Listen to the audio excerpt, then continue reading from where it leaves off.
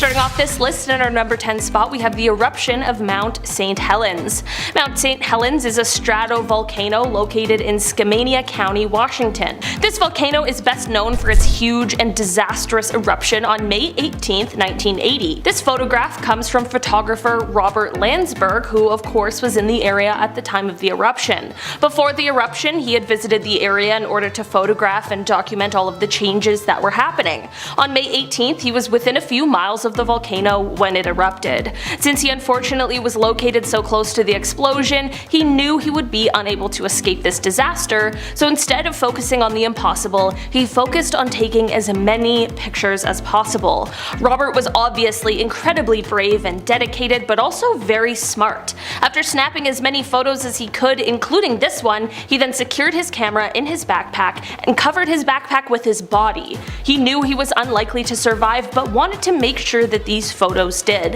His body was found 17 days later with his backpack still underneath him. His film was of course developed and has provided geologists with some really valuable insights with his close documentation of the eruption. In our number 9 spot today, we have the core. This photo shows a physicist named Harold Agnew, and while this looks like a relatively normal, non-threatening photo, what he has in his hand is truly devastating. Harold is holding the nuclear core of what was nicknamed the Fat Man atomic bomb. This means that Harold is holding the nuclear core of the atomic bomb that was later dropped on Nagasaki in 1945. The immediate blast, of course, took many lives, but so did the long-term effects of the bomb, like radiation illness and that sort of thing. It's crazy to look at a photo like this because it seems just so perfectly normal when he literally has a life-changing, world-ending device in the palm of his hand. Also, I don't think I could ever hold something like that. Not only would I just not want to, but I would just be so afraid that something was gonna go wrong. In our number 8 spot today, we have the Challenger crew.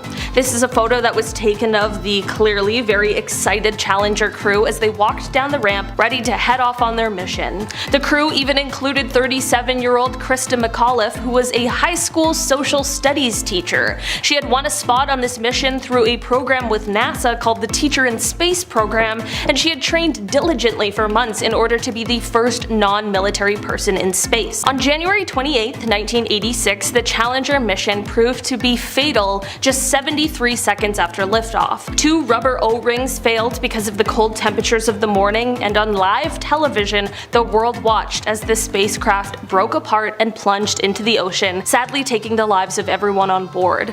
It is an absolutely tragic event made even more chilling by this final photo. In our number 7 spot today, we have the plague. This photo comes from the 19th century, from the 3rd plague pandemic. This was the first time that the plague had spread to all 5 continents. While we now know something about what that might have been like, what we haven't had to endure are the doctors that dressed like this. This is a photo of the outfits and masks that plague doctors wore when they would come to your house to treat or diagnose you. The long beak-like noses of the masks are very creepy, but they were used to hold herbs and other nicely scented things because they believed that it would help ward off the bad air, which at the time is what they thought was causing the sickness. A pandemic certainly is bad enough. Thankfully, our doctors and nurses are just sticking to scrubs. In our number 6 spot today, we have the elephant's foot. This photo looks like it's just a big lump of nothing, but it's called an elephant's foot. Don't worry, at first I was a little worried too, but it has nothing to do with elephants and is only named that because of its appearance. This lump was actually created from the Chernobyl nuclear meltdown, and it is just a mass of corium and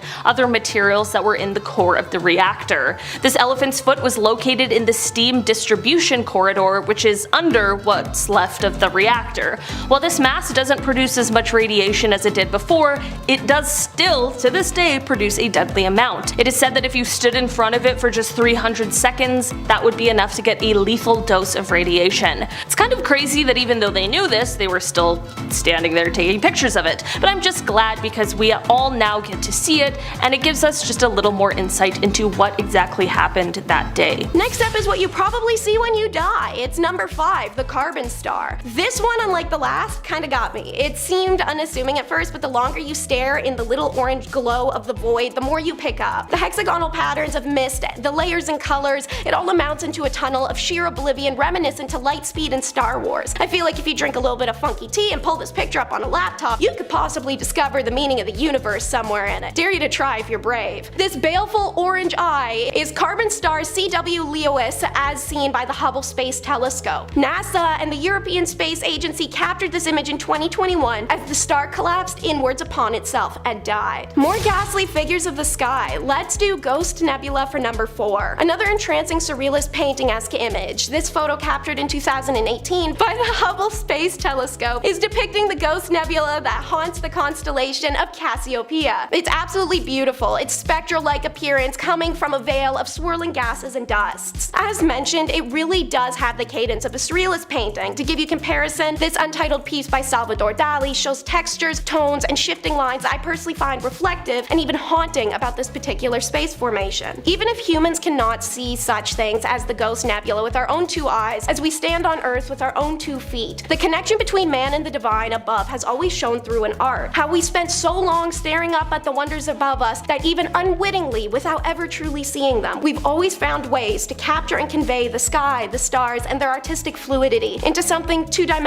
such as the wisps of a surrealist painting. And now we're incredibly lucky to capture these beautiful space formations, such as the Ghost Nebula, in images like the one I can show you today. Number 3 will have you ready to sing This Is Halloween. It's a jack-o'-lantern sun. Isn't that the funnest thing you've ever seen though? And while it may look like an impressive feat of Photoshop, this is actually a purely natural phenomena. Similar to our earlier gaping maw, still such an ew name, this jack-o'-lantern face is the result of a series of active regions on the sun bursting and bubbling, making what appears to be a cosmic pumpkin carving appear on the sun. Or maybe it was the work of Jack Skellington. For number 2, we're going to stare into the scariest void of all, the eye of a typhoon. This is our Earth, the one we're on right now, obviously, and in March of 2015, Typhoon Masak, also called Typhoon Shedang, spent a week ravaging the Philippines, killing 5 and injuring dozens. During that time, astronauts at the International Space Station were able to look down upon the Category 5 storm, prompting the European Space Agency astronaut Samantha Cristoforetti to capture the horrifying image you see on screen. The power of the formation is visible even from the safe distance of space as rain and lightning hide behind the deadly swirl. And coming in at number 1 is Space Station After Dark. While it could arguably be a still from Insidious 16, the Space Spectre, this nightmare picture is actually just part of the European Space Agency's astronaut Alexander Gerst's photo series, which he naturally chose to make about not pretty stars or colors or Earth cloud rotations. Nah.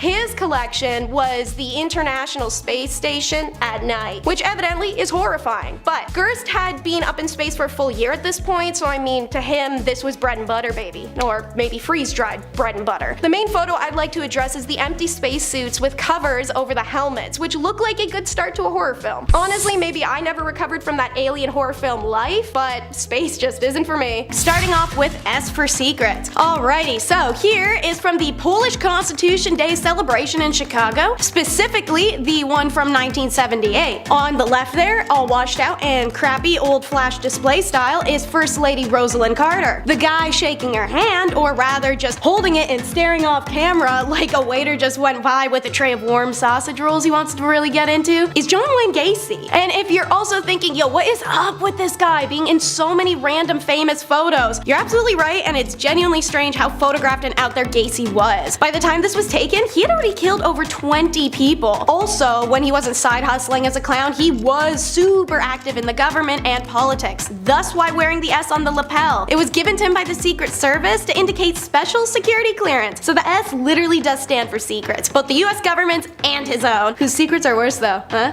Anyways, at the bottom of the handshake photo, you can see the handwritten address to John Gacy, best wishes, Rosalind Carter. I've heard beauty is pain, but I haven't heard beauty is the next Saw movie? Check out the Beauty Calibrator. Seeing pictures, you may think it's some sort of Middle Ages torture machine, or as said, literally one of those Saw movie head devices. But surprisingly not, it's another way to point out women's insecurities and find the smallest things possible to make them feel bad over. Meet the Max Factor Beauty Calibration Machine. It is the only one in existence resistance, thank God, and in 1932 the makeup legend Max Factor came up with this ingenious invention combining phrenology, cosmetics, and insecurity gaslighting with pseudoscience analysis of a woman's physical flaws. Max Factor's beauty calibrator enabled Hollywood makeup artists to pinpoint where facial corrections needed to be made down to a literal fraction. The machine, also known in the trades as the beauty micrometer, revealed that a natural perfect face was a myth. Every single woman was imperfect and needed correction, and this machine could find it by taking precise measures. It would mark spots that needed to be fixed, and then the artist, once the helmet was removed, could correct all the new insecurities with makeup that you didn't have before you put the stupid thing on. Next up is a photo that's all dramatic flair, the death card. Mafia represented an outdated mindset in the Mafia world, one that could no longer be reasoned with diplomatically. The same is true of his rival Marandano. The ongoing tit-for-tat killing between the two genuinely wreaked havoc on not only the streets but in the Mafia hierarchy itself. Those resistant to change generally don't last long, and meetings of the Mafia elite tried to bring around at the end the bloodshed, but Marandano especially consistently manipulated matters to his own advantage. In order to facilitate underworld peace, the consensus turned from diplomacy to the inevitable. One of these guys had to go. The final straw, according to the accountant Nicola Gentile, was when the police informants called Masiria and said knock off the violence. Having an idealism for peace, he actually responded by disarming his men, and they were all pissed. Joe the boss, Masiria, his bodyguards, and Lucky Luciano all met at a seafood restaurant at 3 p.m. on April 15th of 1931. Luciano excuses himself from the card game while that they're playing to visit the bathroom. This is the signal for the hitmen. The bangs could be heard from around the block apparently, as Joe was hit from behind 4 times in the back and 1 in the head. And it's born, the infamous Ace of Spades shot. It added to the cult status of this hit, but many expect that the Ace of Spades card was placed between Masiria's fingers after the hit by a photographer just for the shock factor of the press. Next is a series of photos recovered before they could be lost. Holes in a window. Former LAPD reserve officer turned photographer Merrick Morton was faffing around in the LA Police Department when he comes across a stash of LAPD crime photos ranging in the dates of 1920s all the way to the 1970s. These were cellulose nitrate based film, and the negatives were so decomposed they're deemed fire hazard, but Merrick saw enough of the few stills to know that they'd be an absolute effing gold mine. Working with Phototeca Photo Digitation Service and the US National Film Archive, the photos were given a new life. This collection is NSFW, and there are hundreds. Now spruced up, the macabre photos are mostly crimes, and many of them violent and depicting the bodies or surviving victims' injuries. Obviously the ones you're seeing on screen as I'm talking are tamer, such as my choice, the one you're seeing now, holes in the car window. Something about it gives me a deep sense of discomfort, thus the choice. The collection contains recognizable crimes and faces too, an unusual photo of Malaya Nurmi dressed as Vampira, pictures of comedian Lenny Bruce's OD in March of 1966, and images of the Manson family arriving at their arrangement in 1970. Every photo is scary, and every single has a disturbing backstory. Some captions are provided by author James Elroy in his book LAPD 53. You can win, but sometimes you still lose in the end. It's the devastated Disneys. Meet Howard Ashman and Alan Menken. There are some everyday photos of these two in their prime. Who were they? In case you couldn't tell by all the Disney crap in the background of said photos, they played somewhat of a big role. You know, writing the lyrics and music for Oliver and Company, The Little Mermaid, Aladdin, and Beauty and the Beast, as well as a few others. Also not to mention creating the Little Shop of Horrors, which got them hired by Disney in the first place. And in this photo you see now, they had just won the Oscars for The Little Mermaid. Hooray! But why does Ashman look so unhappy? This was his life's accomplishments. It's because that night Ashman told Menken they needed to have a serious talk when they got back to New York, and when they get back a few days later, Ashman admits that he has HIV that's quickly progressed and he's going to die soon, and fast. They had been songwriting partners for over a decade and were in the middle of working on Beauty and the Beast, and despite the illness, Ashman completed the lyrical work and the initial work on Aladdin. On the morning of March 14, 1991, he does die from heart failure caused by his condition. At the time of his death, he only weighed 80 pounds, he'd lost his sight and could barely speak, and a voice that spoke so eloquently through song was lost forever. Before he passed, however, Disney Productions scrambled to finish the film so he could see a screening of it. The film earned Ashman and Menken 3 1991 Academy Award nominations for Best Song, and the title song winning the award. Perhaps most amazingly, Beauty and the Beast was the first animated film ever nominated for an Academy Award for Best Motion Picture. So it looks like a photo of two men achieving their wildest dreams, but it's a record of their last normal moment together. In fifth place, we have the Challenger explosion. On January 28th of 1986, the Space Shuttle Challenger broke apart 73 seconds into its flight, killing all 7 crew members aboard. The spacecraft disintegrated concentrated 46,000 feet above the Atlantic Ocean, off the coast of Cape Canaveral, Florida at 11:39 a.m., and it was the first fatal accident involving an American spacecraft while in flight. The mission, designated STS-51L, was the 10th flight for the orbiter and the 25th flight of the Space Shuttle fleet. The crew was scheduled to deploy a communication satellite and study Halley's Comet while they were in orbit, in addition to taking school teacher Christina McAuliffe into space. The latter resulted in a higher than usual media interest and coverage of the mission. The launch and subsequent disaster were seen live in many schools across the United States. The cause of the disaster was the failure of the primary and secondary redundant O-ring seals in a joint in the shuttle's right solid rocket booster. The record low temperatures the morning of the launch had stiffened the rubber O-rings, reducing their ability to seal the joints. Shortly after liftoff, the seals were breached, and hot pressurized gas from within the SRB leaked through the joint and burned through the aft attachment strut, connecting it to the external propellant tank, ET for short, then into the tank itself. The collapse of the ET's internal structures and the rotation of the SRB that followed threw the shuttle stack, traveling at a speed of Mach 192, into a direction which allowed aerodynamic forces to tear the orbiter apart. Both SRBs detached from the now destroyed ET and continued to fly uncontrolled until the range safety officer destroyed them. The crew compartment, human remains, and many other fragments from the shuttle were recovered from the ocean floor after a 3-month search and recovery operation. The exact timing of the deaths of the crew is unknown, but several crew members are thought to have survived the initial breakup of the spacecraft. The orbiter had no escape system, and the impact of the crew compartment at terminal velocity with the ocean surface was too violent to be survivable. The disaster resulted in a 32-month hiatus in the space shuttle program. In 4th place, we have death recreations. Honestly, looking at this photo, it looks just like the special effects team for a movie studio or haunted house, just doing their job. But sadly, the reality is much more grim. In 1980, forensic artists were recruited to reconstruct the facial features of 9 unidentified victims so that photos could be released by the media in an attempt to identify them.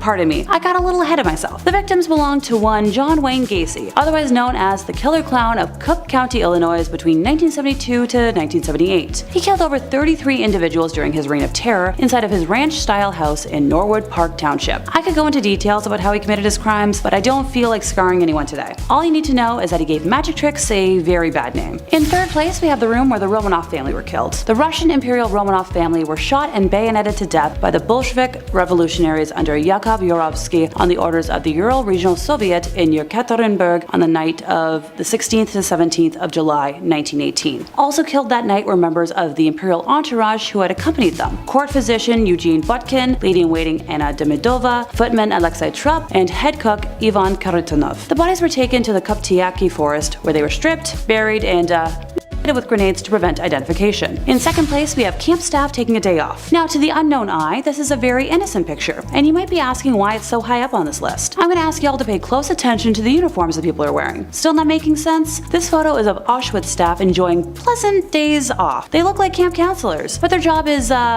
killing people in horrible ways, and they enjoyed it. Most probably took lives not shortly before or after this was taken. Easily the most unsettling photo for me today, since the absolute contrast makes my stomach turn. And in 1st place, we had the Uruguayan Air Force Flight 571. This picture was taken of a group of survivors of that crash in the Andes. They're all smiling in this photo, but it becomes eerie when you see the human spine to the right of them in the photo. I'll get to it, I promise. On October 13th of 1972, human error caused the plane and the 45 folks on board to crash into the Andes mountain range in Argentina, just shy of the border within Chile. Amid the wreckage of the mangled plane, on a mountain glacier about 80 kilometers east of the planned flight route, 33 passengers were still somehow alive. 5 people didn't survive the first night of below freezing conditions on the mountain in the remote Andes, and a 6th person died within days. Those who were still alive, and not, critically injured or in a coma, used parts from the plane to create shelter, snowshoes, goggles, and also figured out a way to melt snow for drinking water. The survivors had no medical supplies or appropriate clothing, and were stranded on the mountain as temperatures plunged to like minus 30 degrees Celsius. The little food they had was quickly running out. In a cruel twist, the survivors had found a transistor radio in the wreckage and were using it to listen to updates on the search effort. On day 11, they heard the announcement on the radio that the search for them had been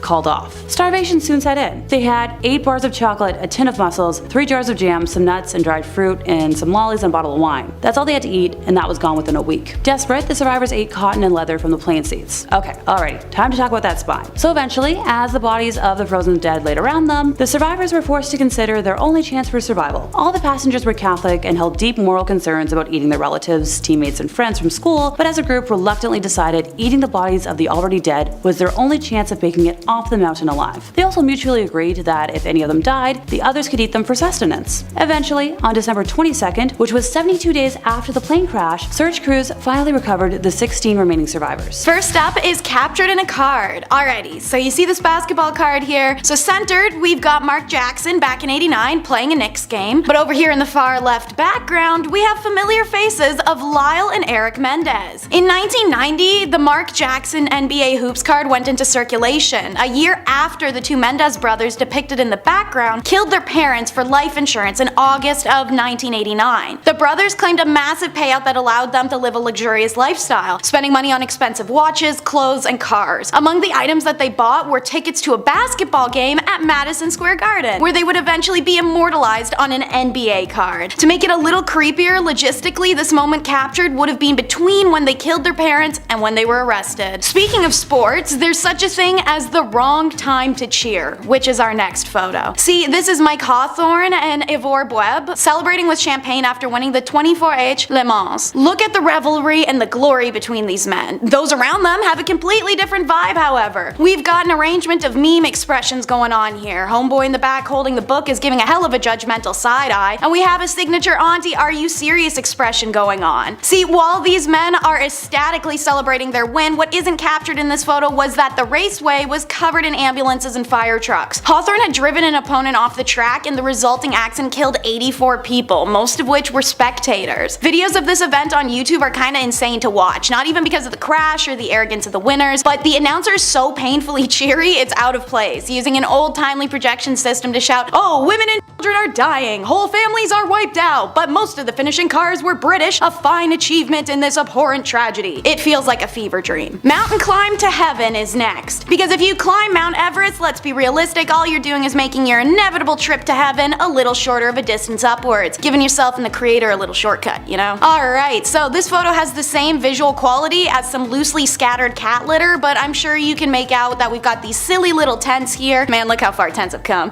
As well as these two dudes in what it looks like high socks. This is the 1924 British Mount Everest expedition. We've talked about a few Mount Everest climber groups and things that have happened to them in a few of our videos, so you may be familiar with this one from our channel. That or literally any Mount Everest movie. They tend to either pick one specific story to document or mismatch all of them together for one plot and then throw Jake Gyllenhaal up on a mountain. Anyways, this photo was taken of George Mallory and Sandy Irvin shortly after they made their ill-fated attempt to get to the summit. While Mallory's body is found literally decades later in 1999, the body of Irvin never has been. Our next photo is of an undeserving celebrity. Why? Because the reason he's a celebrity is so extremely twisted that it blows me away, and I don't mean an undeserving in a Kim Kardashian made a family of talentless people famous through adult video kind of way. I mean in a seriously sick, twisted, criminal, undeserving way. I'll only be calling this man IS, as I do not believe any more infamy should be granted. The photo you see was from a Japanese magazine after he was released from prison due to insanity.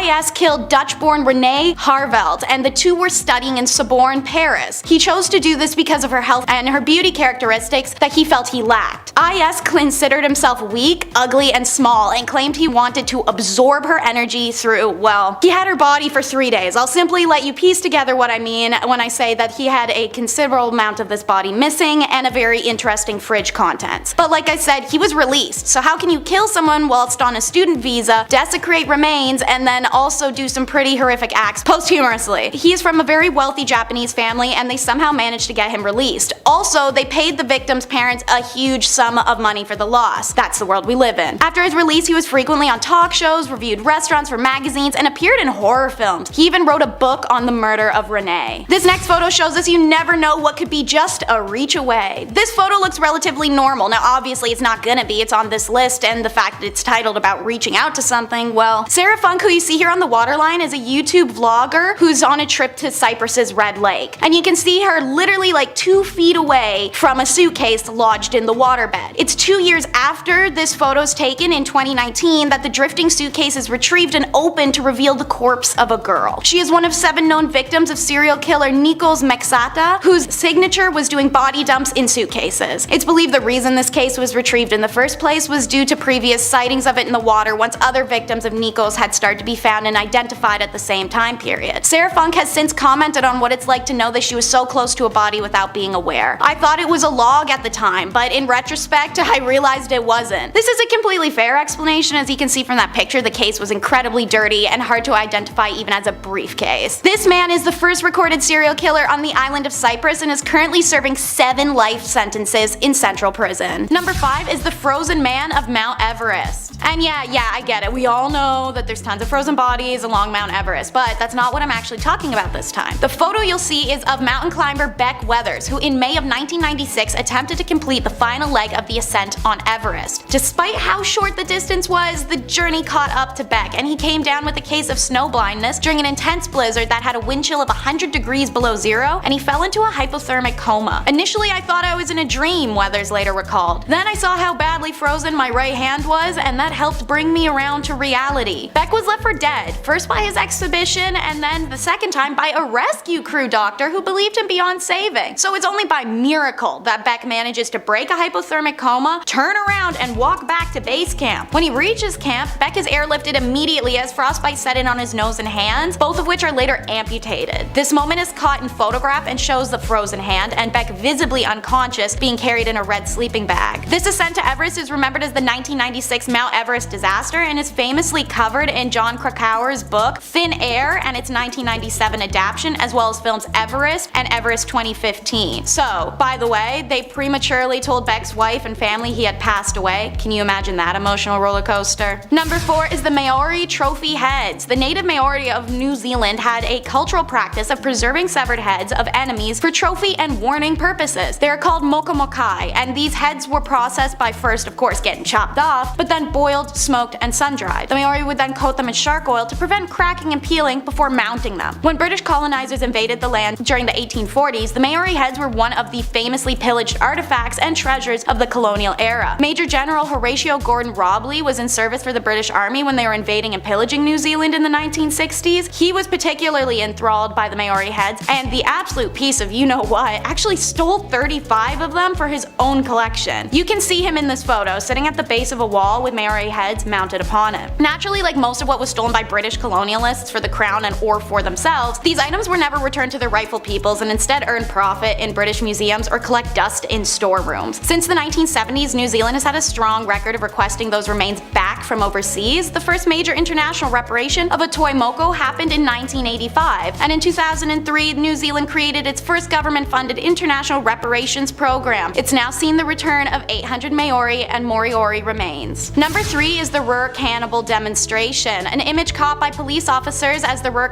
himself, Joachim Kroll, reenacts one of the crimes after his capture. Kroll was very particular about how he killed, and only doing so in the same place on a few occasions and years apart. This and the fact of the number of other killers operating in the area at the time, it helped him evade capture. This killer started in 1955 and didn't stop for 2 decades until his capture. He's known to have taken 14 lives without any rhyme or reason, no preference for age, gender, race, status, everyone was on the table. Pun intended, unfortunately, as Kroll wasn't just necrophilic with the bodies, he ate them too. After taking their lives and using their bodies, he would bring home pieces to cook. He was finally caught in 1976 after police discovered intestines from one of his victims clogging the plumbing of the apartment building. Police reported that when a neighbor had asked Kroll about them and if he had knew what had backed up the pipes earlier, Kroll simply replied, "Guts." Why the police felt the need to reenact his crime photos, I'm not sure, but the result is several photos of Kroll propped over a volunteer in the park, looking full of ecstasy and primal delight that'll send a shiver down your spine. Number 2 is the tragic death of cosmonaut Vladimir Komarov. So, imagine knowing you're going to die but still walking aboard. That is what this Soviet astronaut Vladimir did on April 23, 1967. The craft had shown countless issues and flaws during testing, to an extent where it wasn't even just Vladimir who knew this was going to happen. It was everyone working the project. So why did it go forward despite clear danger? No one was willing to back out and risk the fury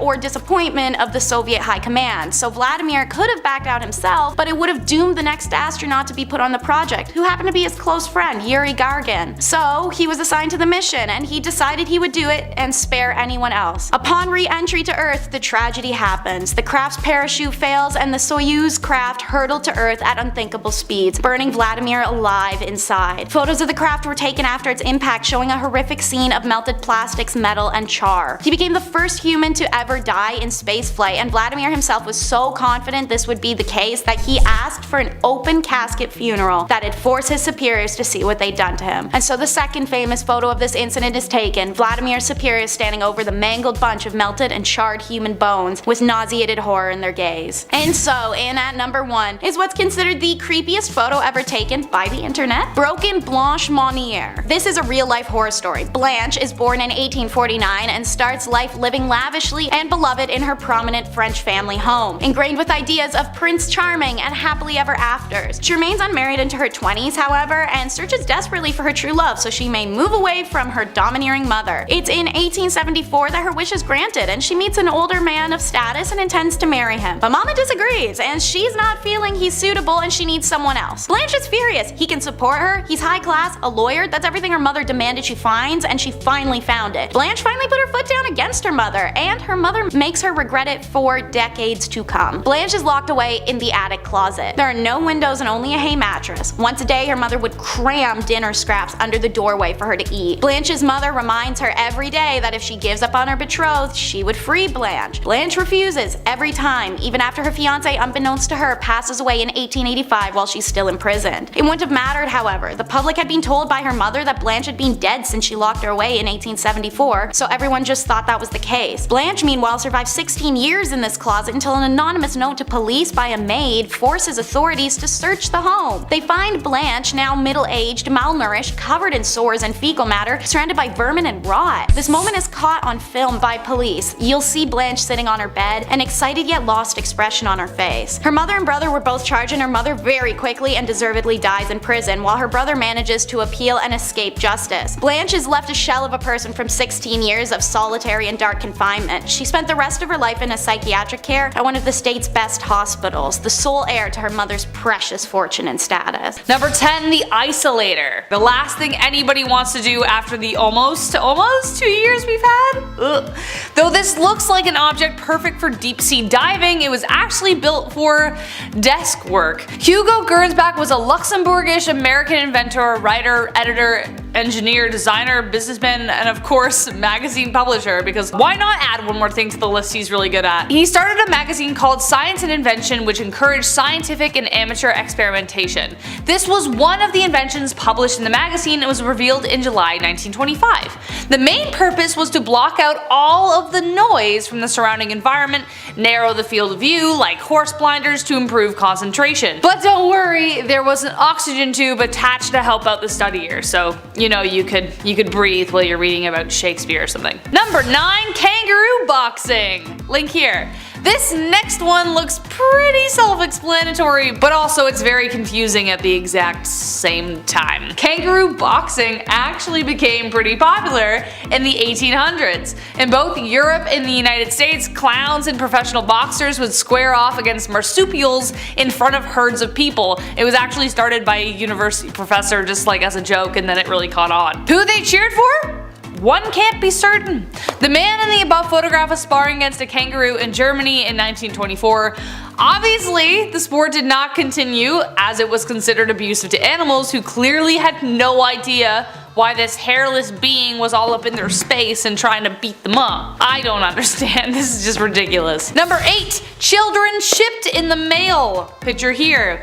Sounds ridiculous, is ridiculous. But did it happen? Of course it did. However, this picture was actually staged, but this actually did happen. Imagine your sister calling you and telling you your nephew is visiting, and then minutes later the doorbell rings and your nephew is just like chilling with some packing peanuts in a cardboard box. Well, not quite. The postman had to play a kind of babysitter a bit. Shortly after package delivery, a revolutionary thing on its own, was introduced, a couple in Ohio sent their infant son to their grandmother's via postman in 1913. It cost 15 cents plus $50 insurance.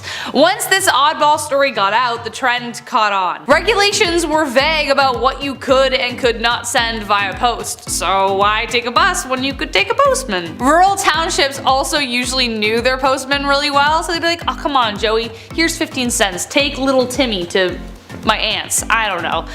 So they trusted them, they weren't just passing them off to strangers. However, eventually new regulations came out banning the practice. Finally, because it's just weird. Number 7, mummies for sale. Considering the frenzy that people get into when archaeologists discover a new mummy, you might be surprised to learn that this picture is actually a street merchant selling mummy merchandise of actual mummy. During the Victorian era in the 1800s, Napoleon's conquest opened the gates of Egypt to the Europeans, making mummies a really hot commodity. Like, imagine somebody uncovering your aunt and going, ooh, we could sell her. Weird, right? Like 1,000 years from now? They could be purchased from street vendors, just as you see from this photo. The Euro Elite used to even have mummy unwrapping parties, which is exactly as it sounds and not what you would expect people to do with a corpse. But even weirder than that, people actually thought ground up mummies had medicinal properties. It was so popular that it even instigated a counterfeit trade to meet the massive demand for magic mummy ground stuff. What did the counterfeit trade involve? The flesh of beggars instead of mummies. All that behind one picture. Number 6, half and half. This next one actually has a kind of sad story behind it, but paints a very clear picture of the division between Catholics and Protestants, and actually just religion in general. This picture depicts 2 graves in the Netherlands, one belonging to a Protestant and the other a Catholic. In 1842, a 22-year-old Catholic noblewoman fell passionately in love with a 33-year-old commoner, a colonel in the cavalry who was also Protestant, a big no-no. Their marriage was a total scandal, but they said screw you to their peers and stayed together for 40 years. The woman's husband died in 1880, and to forever unite them, she built a grave that would forever keep them together even though they were apart by a wall. The old cemetery was strictly divided into Catholic, Protestant, and Jewish sections, so these 2 monuments were built so they could forever be together. Does anybody have a tissue? Number 5, Lascaux Cave. If you didn't visit this cave back in 1963 or sooner, well, you lost your chance because, well, humans ruin everything. Now we can't even see ancient art anymore because, well, it's too many of us. The Lascaux cave system is now a World Heritage Site in France, but once it was a booming tourist attraction. These cave paintings, see, they're 17,300 years old. They're quite ancient. We can't really touch them. You can't have someone write Steve was here on it. Can't do that. Paintings that depict cattle, bison, stags, you name it. They're beautiful. They're complex, and of course, like I said, they're extremely old. So old, in fact, that the cave was closed to the public forever in 1963 after it declared human presence wasn't healthy for the art. Yeah, our dirty coffee breath would eventually cause this art to fade away, so we had to hold our breath, we gotta leave, we gotta close it off, there we go. Plus, I'm sure somebody would have snuck in with a Sharpie by now and ruined it, you know what I mean? Or like graffiti, it would have been gone by now, you know it. 7,000-year-old paintings, yeah, protect these for another 17,000 years, please. Number 4, Surtsey Island, another fun island, another weird story, here we go. When it comes to new things in life, it's pretty rare that we get a new island, right? Especially on our planet, when we're losing things and melting. How lucky are we? Sure. We're even luckier that Disney didn't build a resort here first, because now scientists, now they get a chance to study what an island looks like without human interaction. That's a fun little project to focus on in the future. That's cool. It's pretty cool. It's weird and scary, but it's cool, I guess. Yeah, I'm kind of nervous. I don't know. Surtsey Island in Iceland, as of right now, it's only open to a few scientists and geologists. Everybody else, beat it. Go find your own island. Get out of here. It was born from a volcanic eruption back in 1963, and scientists, they have one rule on this island. Don't talk about Fight Club. And the second rule is no seeds. Yeah, no life. No chance at life at all. Choose something else. Anything else, please. One guy accidentally pooped out a tomato seed and he almost ruined the whole operation. Guy almost ruined his entire plan. What a stressful job. It's so eerie to see the oldest human history and then immediately after see a new island where humans are forbidden. It's like, we're not allowed to go and be places anymore. I'm kind of, that's not great. What are we doing here? I'm just breathing on things? I can't take a shit on this island? Number 3, Spaceman. Look, we've all been photobombed before. It's a blessing in disguise. You look back at prom photos, some dude's trying to do a moonwalk in between, his face is like melting this way. It's great. You're like, ah, classic Jeff. It's the best. But when Jim Templeton took a photo of his daughter in a otherwise empty marsh long before Photoshop existed, and yet somehow there appears to be an astronaut in the background, well, that's not very fun, is it? That's a little bit concerning. Jim assures us that nobody was around when this photo was taken, which I of course believe, because why would you put your kid in a photo with whatever that is. That's, no thank you. It's not a weird, we're not gonna go and talk to that guy. Also, the fact that this man looks like he's from space, that ought to do it. That makes him more weird and believable. What are we looking at right now? I have no idea. Kodak even got involved in the story, like Kodak. Not Kodak Black, like the company. They got involved. They confirmed this photo was not tampered with. Yeah, and that's Kodak, right? They don't lie about anything. Spider-Man leak, Kodak's like, nah, it's Andrew Garfield. Don't listen to that. So authentic. Can confirm. Number 2, nursing home spirit.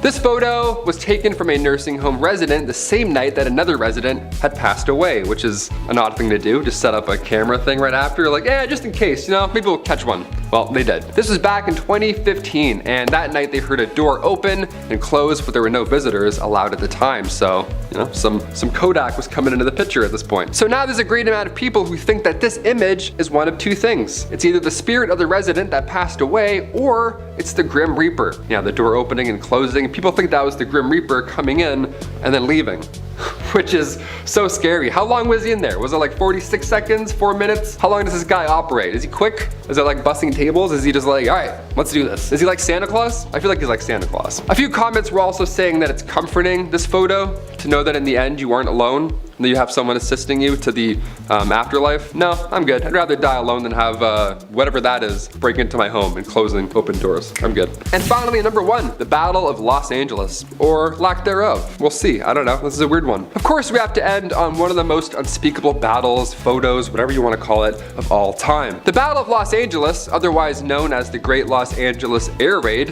happened during World War II, right at the end of February 1942. Now, this event, first of all, took place only a few months after the Pearl Harbor attack, so I'll admit everyone's a little on edge. We're a little stressed out, we've got some hands hovering over some buttons, we're a little nervous. Sure, something like 25 enemy aircraft was apparently spotted flying over Los Angeles in the late hours of February 24th. So air raids then went off, blackouts were put in effect. This was not a drill, right? Or was it? What was this? This thing was getting lit up in the sky. Around 1,400 shells were blasted off and 2 people had a heart attack. That's how loud it was. In total, 5 people ended up dying from this retaliation, and apparently it was a false alarm.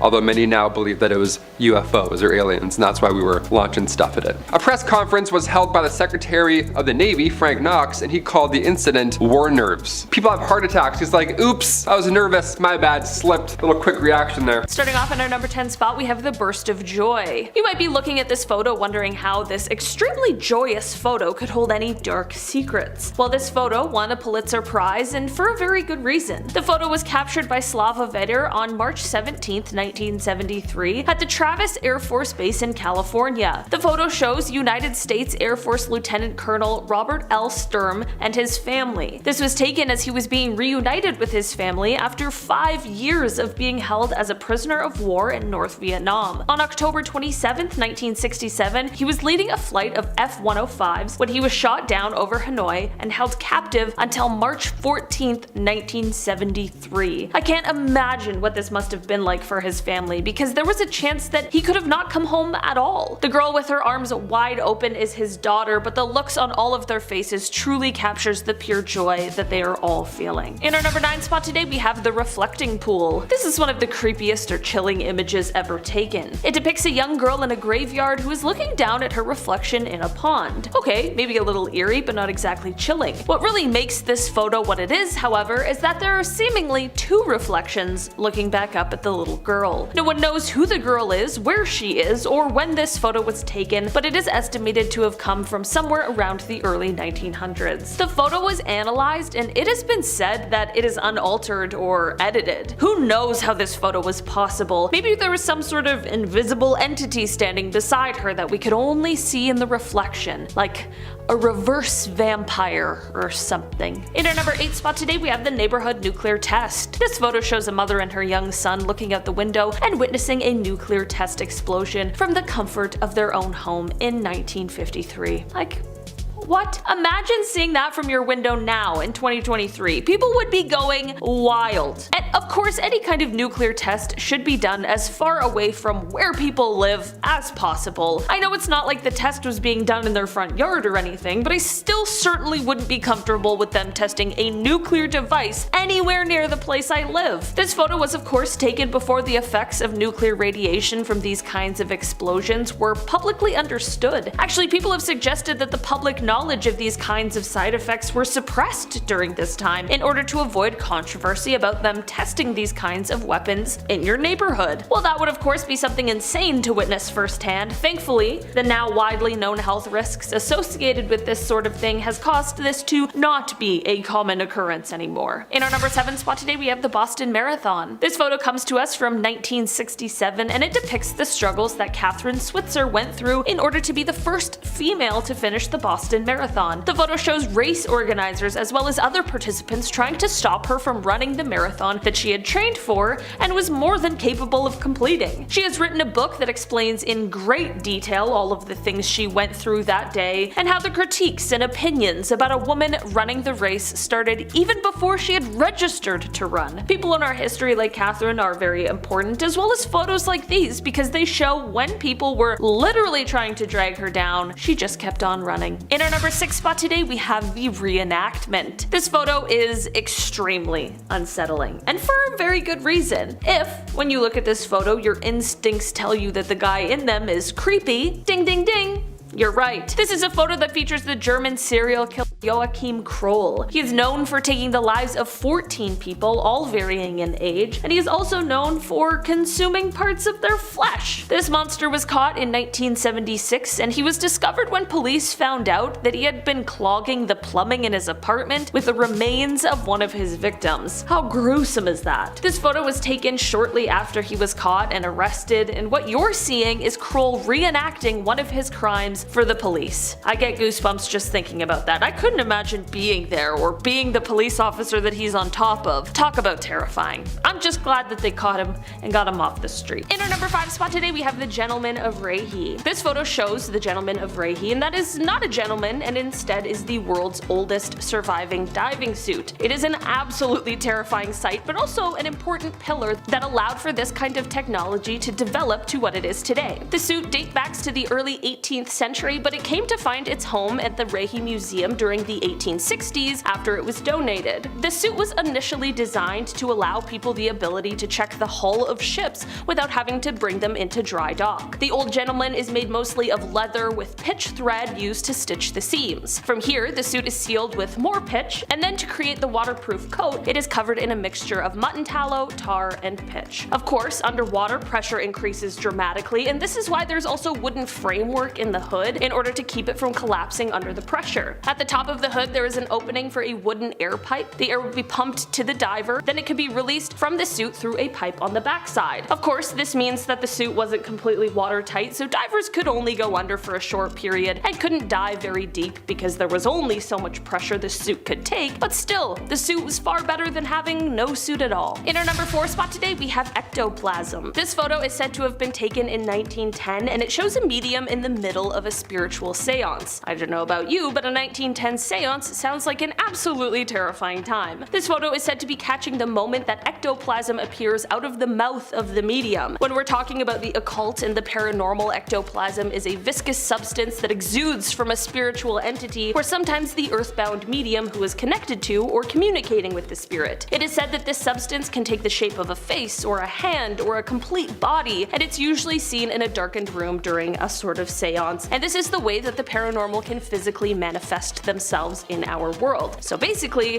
what I'm saying is that this is supposed to be the moment that an evil entity is making themselves known in our world. Thankfully, at the end of the contact with the spirit, the ectoplasm will usually disappear as it returns to the entity, so it hopefully didn't stay around long, but this photo sure is something. In our number 3 spot today, we have the Isolator. There are tons of strange inventions from the past. We have entire lists and videos dedicated to the strange inventions, there's so many. And while this is one that can be added to the list of bizarre inventions, it can also be added to the list of creepy ones as well. This photo shows what was meant to be a sort of anti-distraction contraption from the 1920s. Listen, I can get easily distracted, so sometimes I need a little help. But this thing really takes it to a new level. It essentially makes it impossible for the person to look at anything other than what is directly in front of them, or breathe. It seems like a contraption that requires an oxygen tank hookup probably isn't going to be the best anti-distraction device. In fact, I think that's probably more distracting than anything. Honestly, I'm such a good procrastinator that even with this thing, I still wouldn't get my work done. Thankfully, this device didn't stick around or gain much popularity, and now it is just a terrifying relic of the past. In our number 2 spot today, we have the Great Manta. In 1933, a New York silk manufacturer named A.L. Kahn was on a nice little vacation in Florida when he honestly accidentally caught something remarkable. His anchor line, by mistake, caught onto a giant manta ray. After a struggle and several hours, Kahn was able to get this